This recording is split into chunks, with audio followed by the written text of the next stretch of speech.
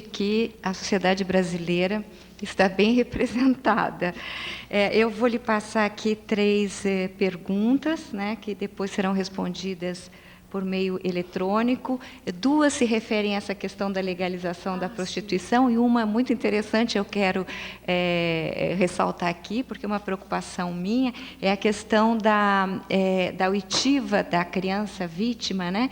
Quer dizer, aqui a pessoa que encaminhou a pergunta, ela diz que mesmo existindo salas especiais, ocorre essa reprodução da violência na oitiva da criança.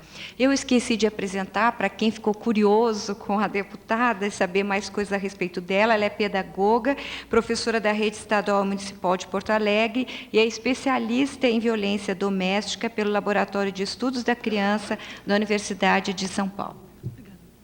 Obrigada. Fique à vontade, Vi. Bom, então, eu vou passar a palavra agora ao Dr. Marcos Antônio Paiva Colares, que tem um perfil muito interessante. Ele é licenciado em Ciências Sociais, é bacharel em Direito pela Universidade Federal do Piauí, mestre em Sociologia e doutorando em Educação pela Universidade Federal do Ceará. Então, ele tem um perfil interdisciplinar. E atualmente, ele é conselheiro federal da Ordem dos Advogados do Brasil, seção de Fortaleza, Ceará.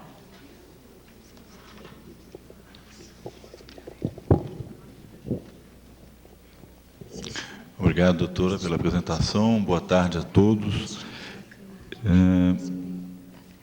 Eu venho militando com direitos humanos há bastante tempo, e ultimamente tenho evitado de dizer há quanto tempo para dificultar que vocês façam as contas mais fácil e cheguem à minha idade. Aliás, a minha irmã disse que a única razão de eu continuar com os cabelos longos é omitir a minha idade. Mas, infelizmente, mesmo na área de direitos humanos, e eu prefiro chamar de direitos humanos porque eu considero mais amplo, só muito recentemente a temática da infância e da juventude vem sendo abordada. Quando eu fui convidado para esse evento, eu fiquei satisfeito, primeiro, em saber que ele era um evento conjunto com a participação do Poder Judiciário. Porque, muito frequentemente, o Poder Judiciário tem acesso a essas temáticas através do foro último. E os seus membros o têm na condição de acadêmicos que o são.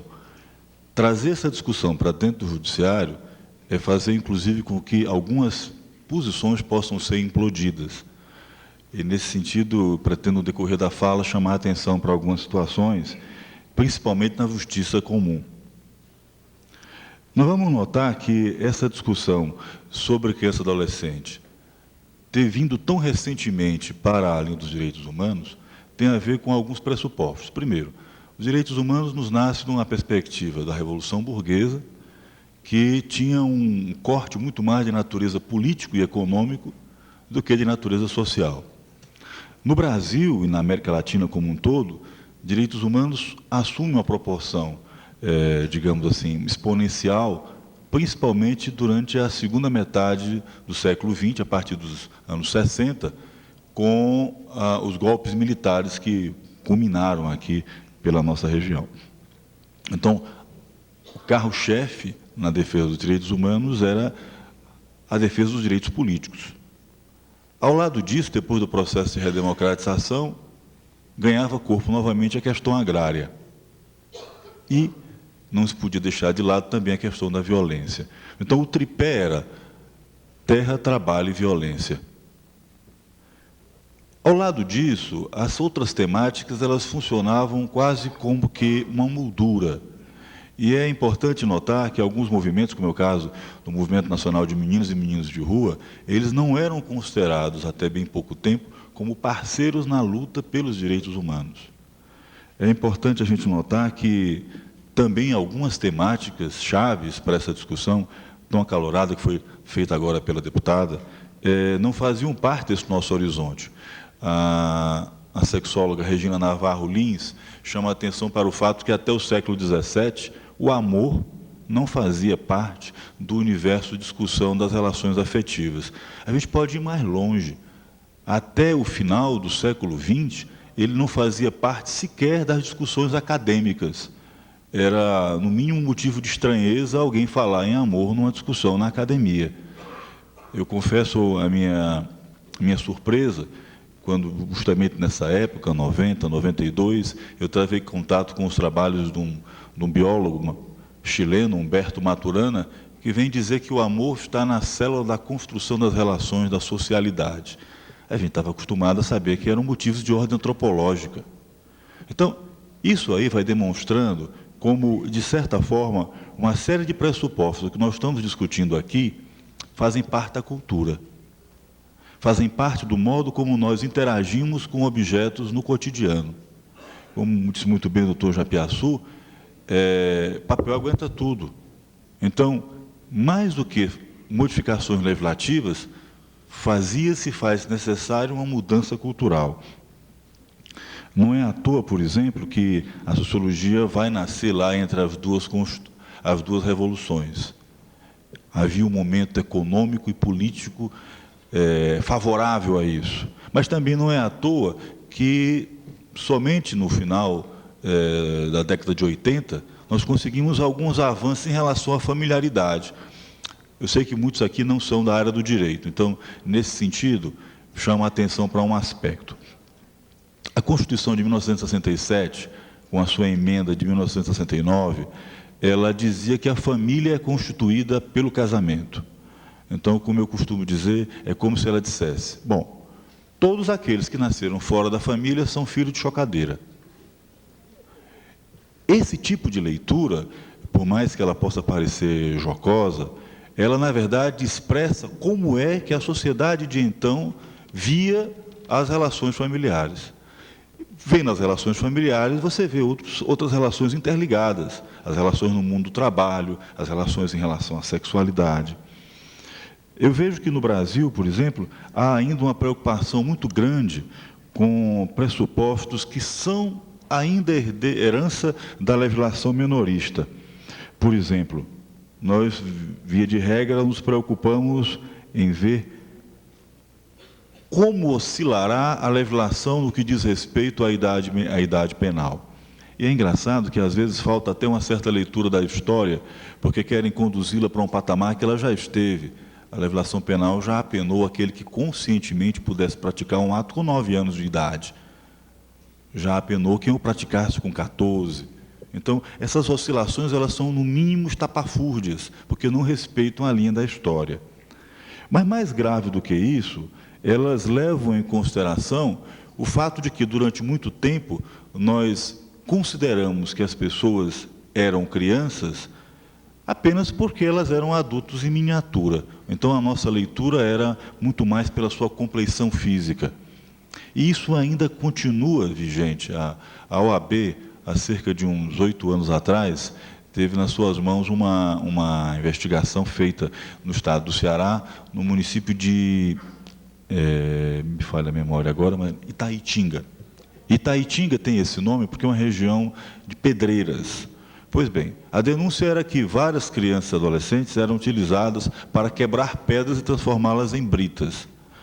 À época, um político era dono de uma pedreira e a sua esposa era secretária de Ação Social.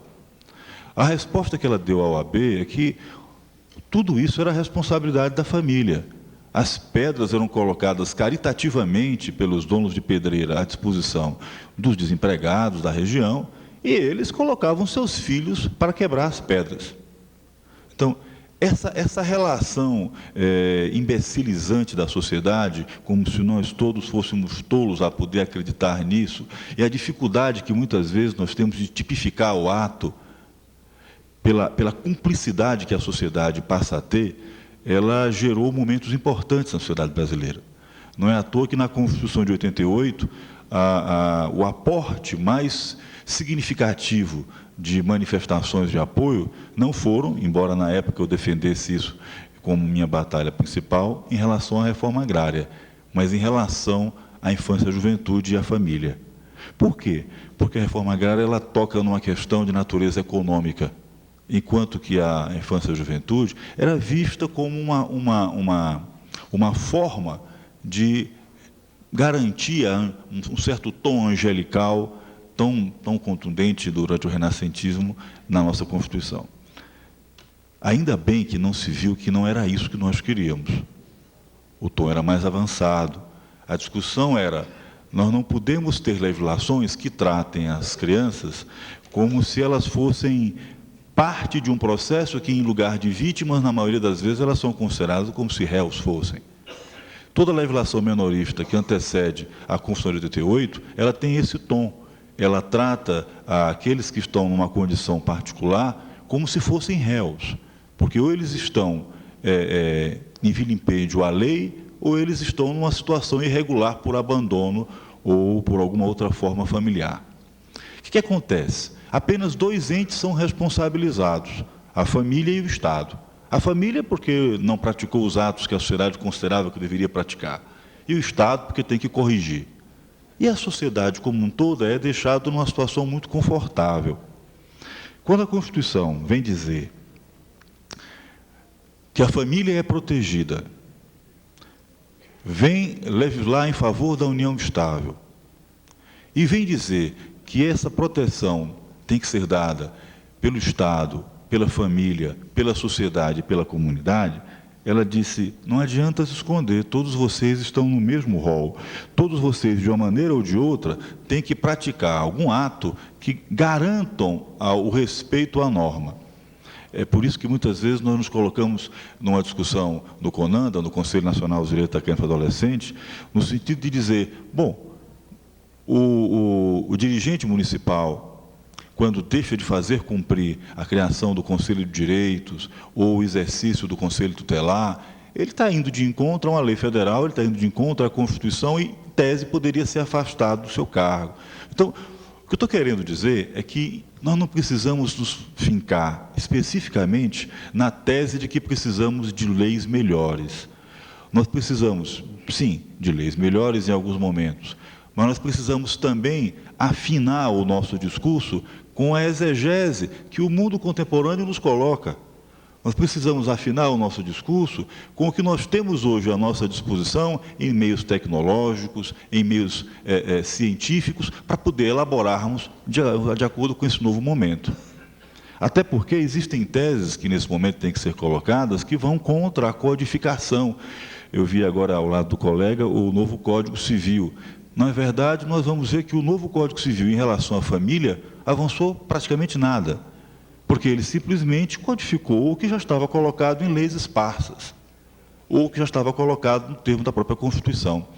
Então, não basta codificar, é preciso mais do que isso, é preciso ter a vontade política de colocar em prática a codificação. É preciso ter a vontade política de quebrar as amarras institucionais para poder fazer a fiscalização não só sob o condão do trabalho, sob o condão da mercadoria, mas interligando essas ações. É isso, de certa forma, que vem sendo discutido na comissão interministerial, que a OAB faz parte, no que diz respeito ao tráfico de crianças e adolescentes. Se o fiscal do trabalho vai a uma instituição e se dá conta que ali as regras trabalhistas estão sendo cumpridas, mas existem elementos no que diz respeito à exploração sexual, que no mínimo se norteiam como presentes, ele pode fazer uso do seu poder de polícia e requisitar esses meios de prova e encaminhar ao Ministério Público para que seja oferecida a ação cabível. Da mesma forma, a gente vai notar que existem questões que têm que ser levadas em consideração do ponto de vista cultural, para que o Estado também interaja com a sociedade, fazendo com que ela comece, no mínimo, a se questionar.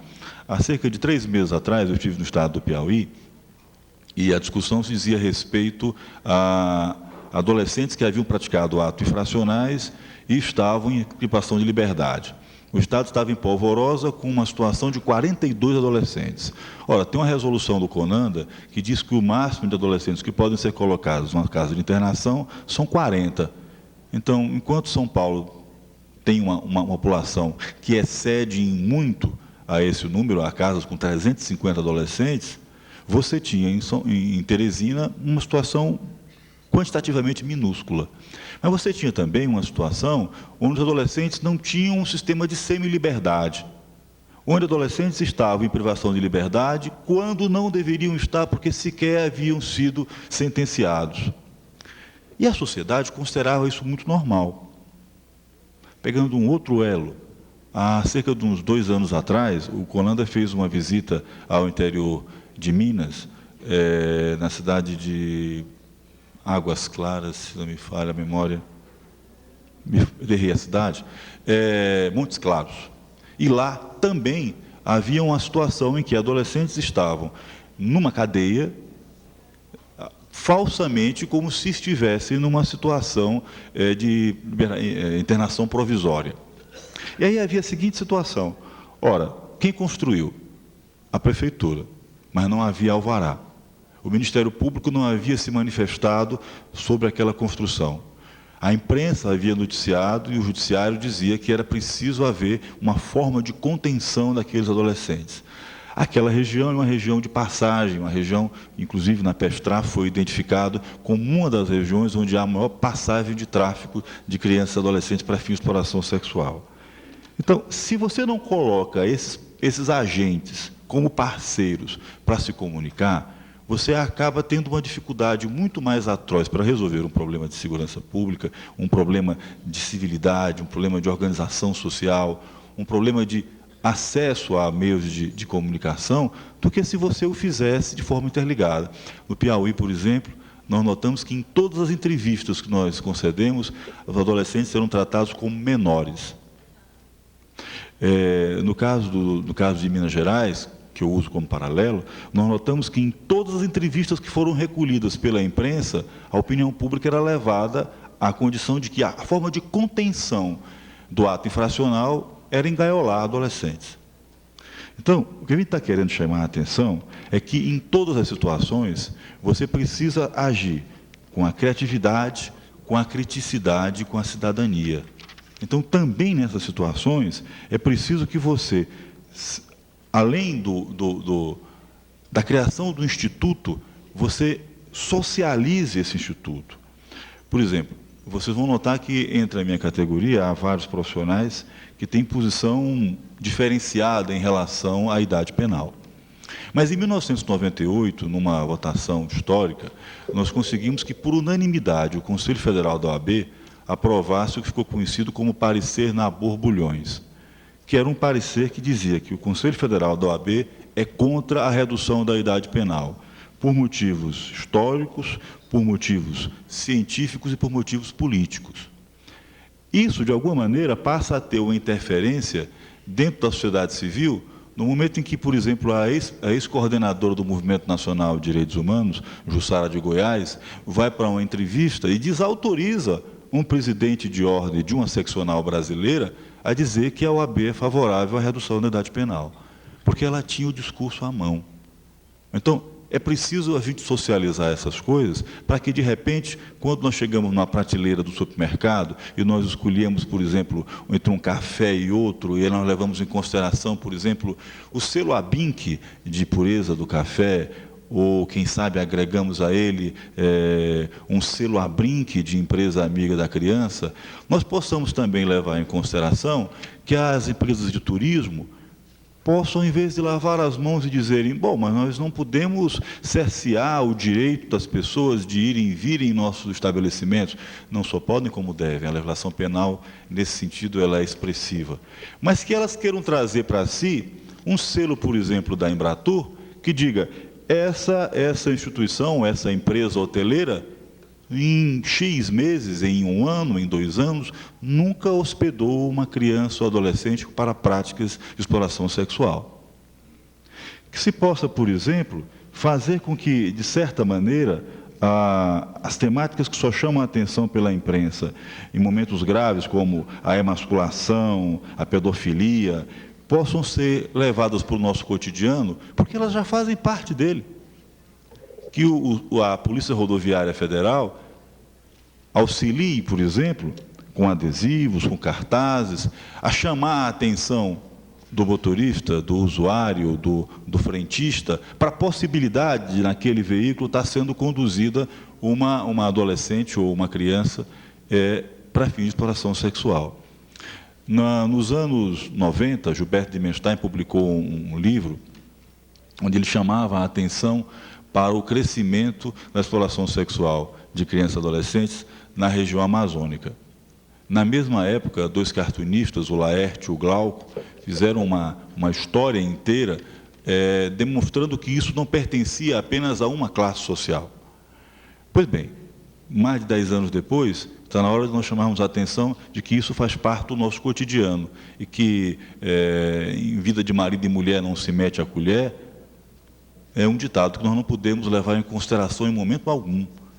Que nós somos responsáveis e estabelecemos a cidadania pelos atos que nós praticamos pelo cotidiano, não só pelas palavras que nós escrevemos. Fortaleza, nos anos 90, recebia a negativa do governo do Estado de que em Fortaleza não existia exploração sexual infanto-juvenil. Nós vimos a senadora Patrícia Gomes afirmar isso de maneira completamente diferente hoje, 10 anos depois. Isso é fruto da ação da sociedade, que através de CPIs demonstrou a existência desse mal e, mais ainda, fez força para que a sociedade civil, de alguma maneira, pudesse cobrar aos poderes públicos alguma responsabilização em relação a isso. Mas acontece que isso, às vezes, toma um feitio muito pontual. Acontece em momentos, por exemplo, de crescimento do turismo, em bons meses de julho, janeiro e fevereiro, quando, na verdade, isso é praticado no cotidiano. E quando, na verdade, você tem, inclusive, meios de propagandear isso. Eu vou fazer um breve parênteses, dizendo a vocês que, infelizmente, eu também vou ter que fazer coro aos colegas que tiveram sair mais cedo, porque eu tenho uma audiência daqui a 3 minutos com o ministro da Reforma Agrária, porque a OAB está promovendo um evento agora no Piauí, que eu vou já formular o convite a vocês, e eu vou insistir para que ele não me dê o não. Mas, voltando, fechando o parêntese, nós queríamos chamar a atenção para coisas como, por exemplo, nós não somos tolos a vermos que vários anúncios que vão nos classificados estão, na verdade, subliminarmente fazendo a propaganda em torno da exploração sexual infanto-juvenil. Nós não somos tolos que os outdoors, e o Ceará, por exemplo, como hoje é um dos produtores de moda, pela grande quantidade de empresas de confecção que há no Estado, ao fazermos outdoors nas épocas de Natal, Ano Novo, Dia dos Namorados, estamos muitas vezes fazendo o estímulo, através de cenas eróticas, da exploração sexual. E aqui não pense de forma alguma que tem um censor. Na verdade, nós temos uma postura crítica. Se nós não tivermos uma postura ética, se nós não levarmos em consideração que os meios de comunicação, como foi chamada a atenção agora há pouco pela deputada Maria do Rosário, eles são um transmissor de uma leitura mercadológica e as crianças e adolescentes estão sendo tratadas, na verdade, como mercadoria, se nós não levarmos em consideração que a erotização precoce, assim como o ingresso prematuro no mercado de trabalho, vilipedia o Estatuto da Criança e Adolescente, vilipedia a Constituição, nós vamos estar dizendo que vamos conviver por muito mais tempo com o motivo que nos traz aqui. Para concluir, eu queria chamar a atenção para o seguinte. A OAB ela tem agido, como outras instituições, muito mais como o bombeiro ineficiente do que como o bombeiro eficiente. Ou seja, nós não temos sempre conseguido agir de forma profilática. Nós temos agido muitas vezes a partir das denúncias que nos chegam. O que nós podemos chamar a atenção da nossa atuação recente, que de alguma maneira oferecer à sociedade, nesse sentido boa parte das comissões de direitos humanos dos estados criaram secções voltadas para a infância e a juventude. E vários estados criaram também as comissões dos direitos da criança e adolescente. A nível federal, nós temos a Comissão Nacional de Direitos Humanos, que, inclusive, representa o Conselho Federal no CONANDA.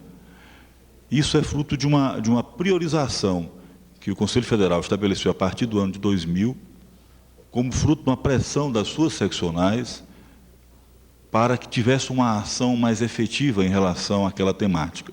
Isso vem no bojo de ações como, por exemplo, o Tribunal Permanente dos Povos, onde boa parte das seccionais esteve participando. Tem a ver com o fato de que, embora a temática número 1 de chamamento de atenção das seccionais fosse a questão da violência, a infância e adolescente estava umbilicalmente ligada a essa temática, quer na condição de vítima, quer na condição de uma necessidade de revisão da legislação a esse respeito. Nos eventos que tem promovido, a OAB tem sempre chamado a atenção para a necessidade de estar presente à discussão sobre a infância e a juventude. E aqui eu faço um convite a vocês a participarem da segunda Conferência Internacional de Direitos Humanos, que vai se dar nos dias 10, 11 e 12 de outubro, e que já conta com um painel e com uma conferência ligada a essa temática. Vocês podem obter mais informações no endereço eletrônico www.oab.org.br. E se quiserem um contato mais direto, há um e-mail direto da comissão, tratando da conferência especificamente, que é o CIDH, Conferência Internacional de Direitos Humanos, @oab.org.br. Nessa discussão, a ideia é fazer com que os operadores possam interligar-se de maneira mais ágil, e que não só a nível do Conselho Federal, mas a nível dos estados também, isso ganhe celeridade em parcerias com a ABMP, com a Associação dos Centros de Defesa da Infância e da Juventude, e com outras entidades que também operam no mundo jurídico. Vocês talvez tenham acesso na saída a uma publicação feita pelo Conselho Federal, justamente no momento em que se discutia mais uma vez a redução da idade penal. É uma revista que, apesar de ser virtual, esse número pela temática foi impresso, que trata especificamente da redução da idade penal sobre a ótica daqueles que consideram que nós temos coisas mais importantes a nos preocupar. E, por último, um convênio que está para ser assinado com o GAJOP, o Gabinete de Assessoria Jurídica Popular, porque a OAB também quer contribuir num outro patamar.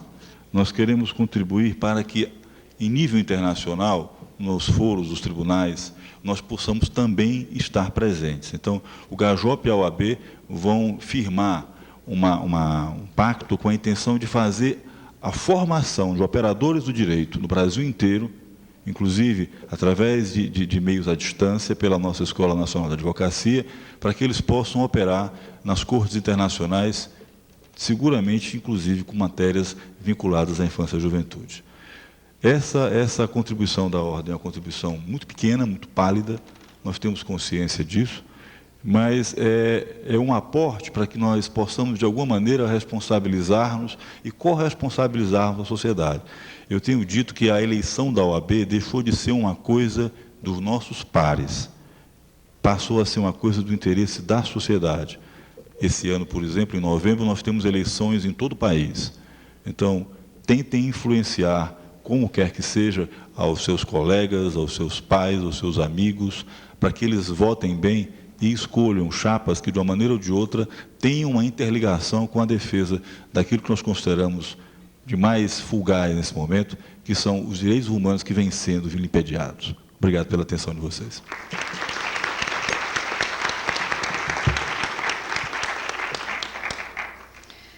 E, doutor Marcos Colares, e nós lhe agradecemos a exposição e as informações que trouxe.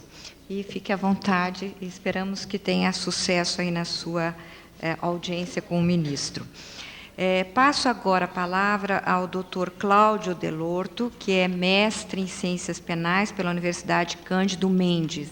Atualmente é juiz de Direito auxiliar do Corregedor-Geral da Justiça do Rio de Janeiro e professor de Direito Penal, Criminologia e Direito Penitenciário. Bem, boa tarde a todos. Saudando a nossa presidente da mesa, a doutora Ela de Castilho, eu quero saudar a todos os presentes, membros da mesa, e a todos que participam deste evento, onde a emoção certamente é a grande tônica. Não se pode falar de processos de tráfico e exploração sexual de crianças e de adolescentes sem uma grande dose de emoção. E é exatamente para não fugir de algumas propostas concretas que eu quero trazer ao conhecimento dos senhores, que eu vou procurar me ater exatamente à pesquisa que elaboramos para chegarmos a alguns pontos de alterações específicas dos artigos 231 e 228, parágrafo 1º do Código Penal. Eu digo aos senhores que vivemos uma quadra histórica de profundas transformações sociais e políticas, onde o povo percebe que o Estado não pode se limitar a rolar direitos.